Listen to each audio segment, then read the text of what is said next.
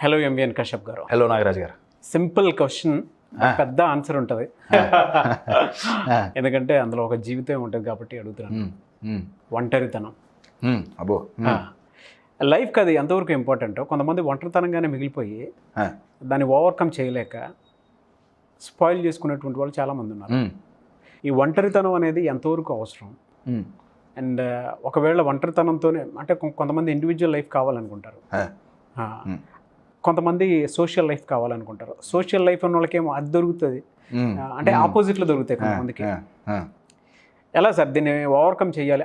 లేదు అనుకుంటే చుట్టుపక్కల ఉండేటువంటి వాళ్ళు మనల్ని పట్టించుకోలేదు అని అంటే మనం వీళ్ళు మనవాళ్ళు అని ఎప్పుడైతే మనం అనుకొని వాళ్ళ మీద డిపెండెంట్తో బతుకుతామో అప్పుడు తెలియకుండానే వాళ్ళు మనం పట్టించుకోకపోతే సడన్గా లో ఫీలింగ్ వచ్చేస్తాయి. ఒక లోన్లీనెస్కి అలవాటు అయిపోతూ ఉంటాము. అది పోవాలి అని అంటే అసలు ఏం చేయాలి? తాకట్టులో ఉన్న బంగారాన్ని విడిపించి ఆ రోజు ఆన్లైన్ రేటుకే మేము కొంటాం. Sharma gold company. మీరు అడిగిన దాంట్లో రెండు ఉన్నాయి. ఒకటి, ఒంటరితనం ఉపయోగపడుతుందా? అవును. ఉపయోగపడకపోతే దీని నుంచి బయట ఎట్లా పడాలి? ఇది ఫస్ట్ అర్థం కావాలంటే లోన్లీ అండ్ అలోన్ ఈ రెండింటికి తేడా తెలియాలండి. చాలా సింపుల్ డిఫరెన్స్. అలోన్ అంటే ఒంటరిగా ఉండటం. మనం ఎక్కడ ఒంటరిగా ఉంటాం? బాత్రూంలో ఉంటాం. అక్కడేం టీం వర్క్ అని అందరినీ తీసుకోపోగా. సో ఒక్కళ్ళని ఒంటరిగా ఉండటంలో తప్పు లేదు. Great sense of humour. ఒంటరిగా ఉండటంలో తప్పు లేదు. ఒంటరిగా ఉంటే అలోన్. ఒంటరితనం ఈజ్ లోన్లీనెస్ అండి. రైట్ నా ఒంటరిగా ఉంటేనే ఒంటరితనం వస్తుందా అనేది నా నెక్స్ట్ ప్రశ్న. ఒంటరిగా ఉంటేనే ఒంటరితనం వస్తే యూజువల్గా ఎట్లా వస్తుంది ఈ ఒంటరితనం అనేది? మీరు ఇందాకన్నట్లు నన్ను ప్రేమించే వాళ్ళు నా చుట్టుపక్కల లేకపోవటం, అవును, నాతో లేకపోవటం, లేదా నేను ప్రేమించిన వాళ్ళు నాతో లేకపోవటం. ప్రేమ అనగానే ఓన్లీ ఏదో బాయ్ ఫ్రెండ్ గర్ల్ ఫ్రెండ్ ప్రేమ గురించి నేను మాట్లాడట్లేదు, జనరలైజ్డ్ ఫ్రేమ్లో నేను మాట్లాడుతున్నా. రైట్? ఓకే. నేను ఇష్టపడిన వాళ్ళు, నేను ప్రేమించిన వాళ్ళు, నేను వాల్యూ ఇచ్చిన వాళ్ళు, నేను రెస్పెక్ట్ ఇచ్చిన వాళ్ళు, లేదా నన్ను ప్రేమించే వాళ్ళు, నన్ను ఇష్టపడ్డ వాళ్ళు, నాకు వాల్యూ ఇచ్చేవాళ్ళు, నాకు రెస్పెక్ట్ ఇచ్చేవాళ్ళు లేకపోతే రైట్ లోన్లీనెస్ అంటున్నాం. నా చాలాసార్లు వీళ్ళందరి మధ్యలో ఉండి కూడా లోన్లీగా ఫీల్ అయ్యే ఛాన్సెస్ ఉన్నాయిగా. చాలా కదా. చాలా అంటే లోన్లీనెస్ అనేది బయట వాళ్ళు ఉన్నా లేకపోయినా వస్తుంది. మనసుకు అట్లా అనిపించేస్తుంది సార్. అబ్సల్యూట్లీ. మీరు అన్న దాంట్లో చాలా డీప్ మీనింగ్ ఉందండి. మనసుకు అనిపిస్తుంది. సో లోన్లీనెస్కి బయట వాళ్ళకి సంబంధం లేదు. నిజంగా చెప్పాలంటే లేదు. You are getting my point. దీని గురించి ఇంకొంచెం డీప్గా పోదాం. షూర్. మీరేమంటున్నారంటే లోన్లీగా ఉండొద్దు, లవ్లీగా ఉండాలి కదా. లవ్లీగా ఉంటే బబ్లీగా ఉంటాం. Yes, right.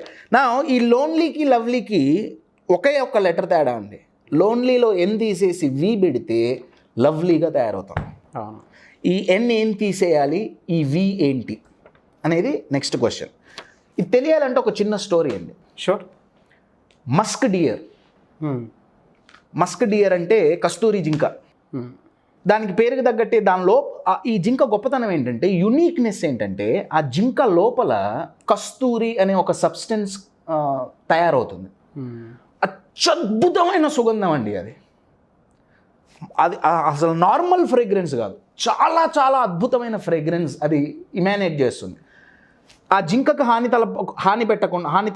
తలపెట్టకుండా అది ఎక్స్ట్రాక్ట్ చేసి పర్ఫ్యూమ్స్ తయారు చేస్తారు.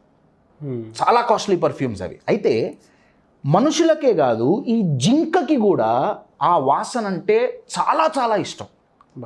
ట్విస్ట్ ఏంటంటే, ఈ జింకకు ఆ వాసన ఎక్కడి నుంచి వస్తుందో తెలియదు.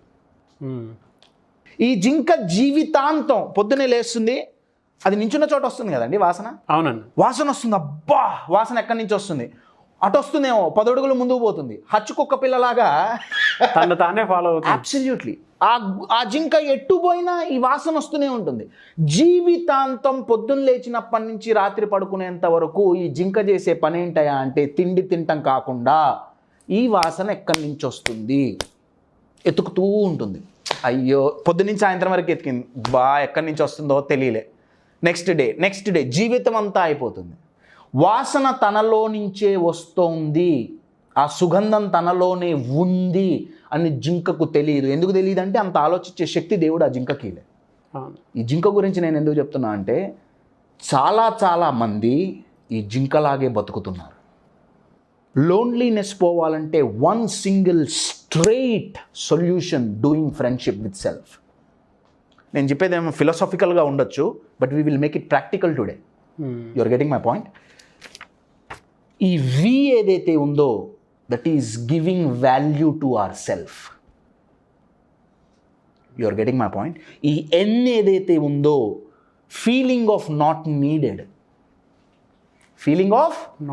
నాట్ నీడెడ్ అది తీసేస్తే, మన వాల్యూ మనకు తెలిస్తే, ఈ జింక లోపల కస్తూరి ఉంది దానికి తెలీదు, మన లోపల అట్లాంటివి చాలా ఉన్నాయి మనకు తెలియదు.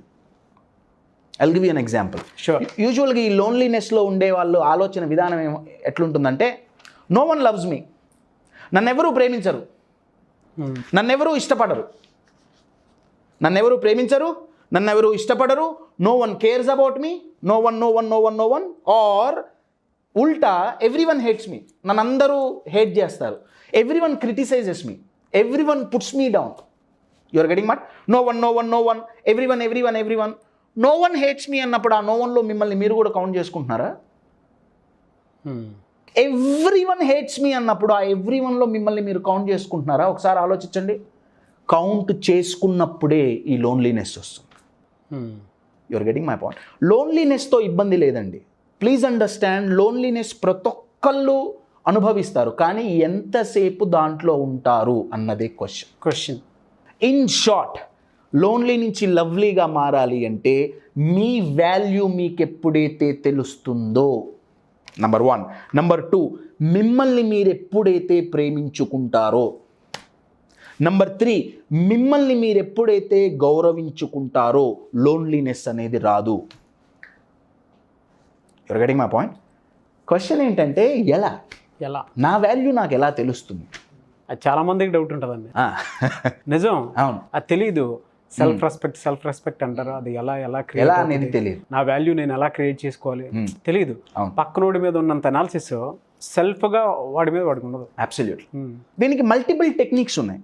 ఓకే, నా వాల్యూ పెంచుకోవడానికి ఒక సింపుల్, చాలా సింపుల్ బట్ ఎఫెక్టివ్ టెక్నిక్ నేను ఇప్పుడు డెమాన్స్ట్రేట్ చేస్తాను. షూర్. టెక్నిక్ ఏంటంటే, ఒక A4 షీట్ తీసుకోండి.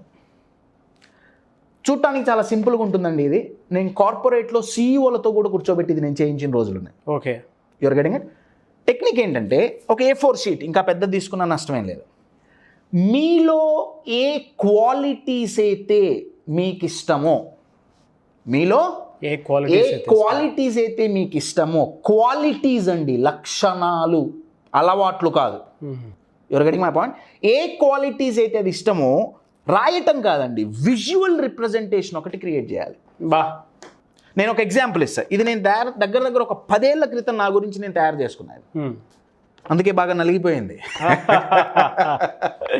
ఇప్పుడు దీంట్లో కొన్ని ఇమేజెస్ నేను న్యూస్ పేపర్స్ నుంచి కట్ చేసి అతికిచ్చా. కెమెరా మీరు చూస్తే ఇక్కడ మైక్ ఉంది. Mic represents my communication skills. నా communication skills, I'm very proud of that quality. Agreed అండి.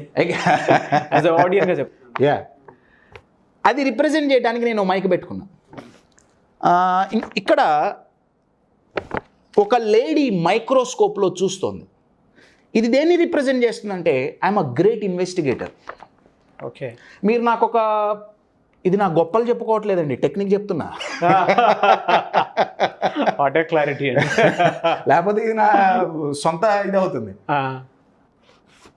మీరు నాకు సైకాలజీ అంటే చాలా ఇంట్రెస్ట్ అండి. మీరు నాకు ఒక టాపిక్ ఇచ్చారనుకోండి, దాన్ని నేను చాలా డీప్గా పోయి ఇన్వెస్టిగేట్ చేయడం నాకు అలవాటు. అది నాకు నా ప్రొఫెషనల్ లైఫ్లో కూడా చాలా ఉపయోగపడుతుంది.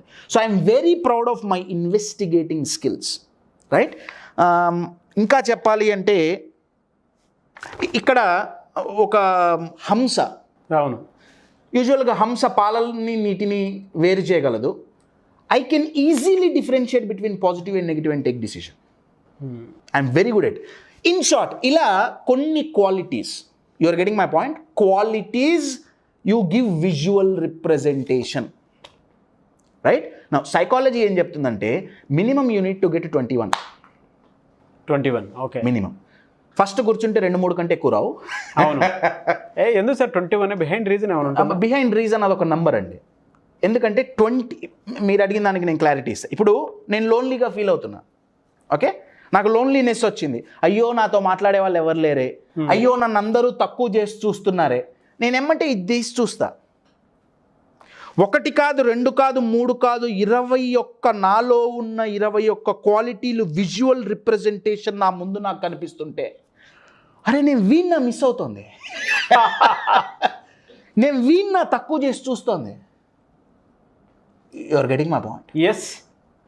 ఎప్పుడైతే ఇది చేస్తామో my dear friends, the value for you increases. చాలా చాలా simple activity but very very effective. మీకు స్టార్టింగ్లో 4-5 వచ్చినాయి, 21 రాలేదు. మీ నాన్నగారిని అడగండి, ఒక క్వాలిటీ పక్కా చెప్తారు. మేబీ మీ అమ్మని అడగండి, ఒక క్వాలిటీ చెప్తారు. మీ ఫ్రెండ్స్ని అడగండి, ఒక క్వాలిటీ చెప్తారు. చాలా, ఎందుకంటే మన క్వాలిటీస్ వాళ్ళకి తెలుసు బాగా. My dear friends, start loving your self, start respecting your self. ఎప్పుడైతే మీ వాల్యూ మీకు తెలుస్తుందో, అవతల వాళ్ళు మీకు వాల్యూ ఇవ్వకపోయినా మీరు లోన్లీగా ఫీల్ అవ్వరు. Yes. Practice this technique. It doesn't take much time. And whenever feel you lonely, you just look at it. You feel so good. ఇది మొబైల్కి ఛార్జింగ్ అయిపోతే పవర్ బ్యాంక్ ఎలా ఉపయోగపడుతుందో, ఇది మన మెంటల్ పవర్ బ్యాంక్ అండి.